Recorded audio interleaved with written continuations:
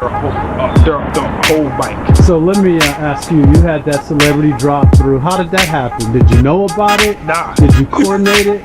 Take us through that, because for your room being so new, that was like week 2 or week 3. It was week 3. You had a heavy hitter drop by, so let's relive that moment. All right, so me and Brandon Moore were at the steps, and Candace August, who was hosted that night, is over there near the bar. So I'm going over there and I'm talking, because as a host, I always talk to the people, make sure everybody's straight, checking the room and stuff like that. And I look downstairs, because there's a front door, there's the steps. And I look down talking to Brandon Moore, and Brandon Moore walks past, and I see this dude come in. And I'm like, nah, this can't be. And it's Donnell Rawlings. I'm like, Ashley? That's what I yelled. I'm like, Ashley? Like that. Did you say that out loud? In my head, I was like, Ashley. Okay. But professionally, I was like, Donnell! Like that, right? And he's like, yeah, you know, what's up? I'm like, hey, man. So, you know, immediately, I'm like, yo, you want to do some time? How did he know about the room? And you know what's funny? I never even asked any of those great questions. Like, can I get your phone number? Yeah. You know, can I get your email? I didn't ask any of those questions. How can I monetize this? Yeah, like, I didn't ask any of those questions. It was like, hey, do you want some time? It was like naturally. It was like, do you want some time? He was like, yeah, give me a second and I'll be, you know, all right, cool. So, because he asked that brother, did everybody go up yet? I like, not yet, probably like 2 or 3 comments in, whatever. So I went to Candace. I told Candace, hey, Donnell Rawlings is here. And she looked, like she did this look. I was like, yeah, he's here. He's going up. Just run everybody else through. But, you know, it's going up. She's like, all right, cool. And then like 3 minutes later, she was like, is he going up? And I'm like, yeah, he's going up. But I know you go and talk to him. You know, like that. So he was like, you know, so we went and he wanted to know where the store was at. Took him to the store. He went back upstairs, and I forgot who the last comic was, but after she was done, she brought up Donnell Rawlings, and you could see like the energy change in the audience, because she was like, because she kept saying it was a special treat, and the audience was there. It was a good little sized crowd. In my room, in me and Brandon Moore's room, about 10 to 15 people is a good sized audience for that room. Yeah. And so it's a really intimate, sexy room. So she said, you got a surprise. And she called up Donnell Rawlings, and like the audience like that. So everybody saw pull out their cell phones, and it's funny. I wanted the manager who was running that night, and the bartender. Everybody was like, literally within. He did for 40 minutes. Wow. Literally. So he stopped the room basically. Yeah. People stopped what they was doing. Those people that was outside that came in because they heard he was in there. So as we was walking, you can see the stairwell and everything. It was a mass of people everywhere, and they're like recording and taking pictures and stuff like that. And he did like 40 minutes, and he's really, really down to earth. And one of the things that I liked about him was he said, oh, well, I'm just open micing. Like, he's just open mic. This is what we do. I'm a comic. I'm open micing right now. And it's like, even at that level, you still gotta hit the mics and like work on your stuff. So he's out of Alexandria, Virginia, right? Alexandria or D.C., I think. Okay. And yeah, it was real cool, you know. And to have it, and our mic was even dope, especially since it was a week 2 already got heavy hitters stopping by. Yeah, it's week 3. Week 3, okay. Yeah, week 3. I got make it accurate, you know. But yeah.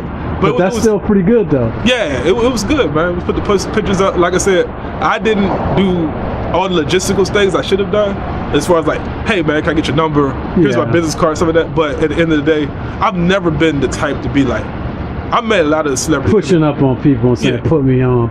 Yeah, I've met a lot of celebrity comedians, and I just now started taking pictures with them. Yeah. Like, I met Eddie Griffin. Yeah. And I shook his hand, and he was waiting for me to ask him for a picture. I'm like, nah, and I just walked away. You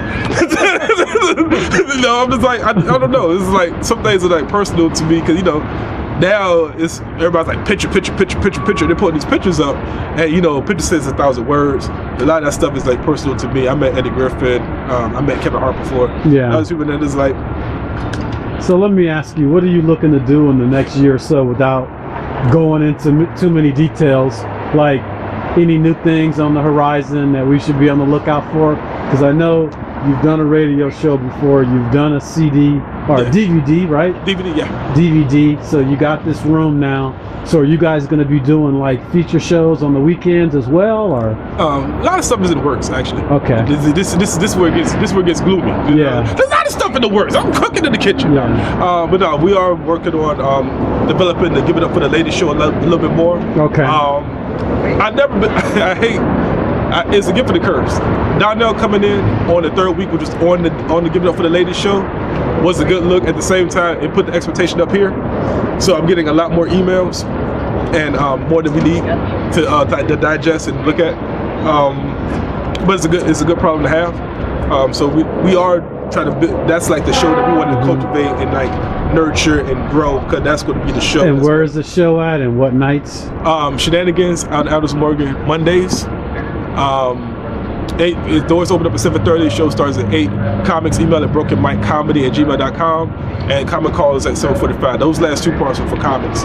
But we are going to start working on feature showcases, not just there, but another venue that we're looking at. And I'm actually thinking about doing another CD/DVD, because that's where I was at my best, where I challenge myself, and I get bored quick. The room is cool, but as far as my stand-up, I get bored. And when I did the Life and Times of Old Mike B, I got to the best shape of my life, so God knows it's gonna be on camera. So talk about that DVD, the making of that, because it just seemed like you were really focused on that, and that just took you to a whole nother level. Yeah. Because I always thought in the comedy community in DC, a lot of people were sleeping on you.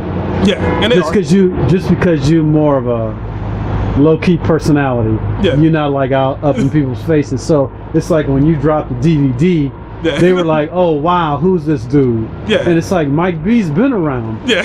So talk about that a little bit. It's funny. It's funny when you see bring that up. The whole reason why I did the DVD is because I got tired of people thinking I couldn't do certain parts of comedy. Like some people see me as like just a host. So that was a shot over the bow.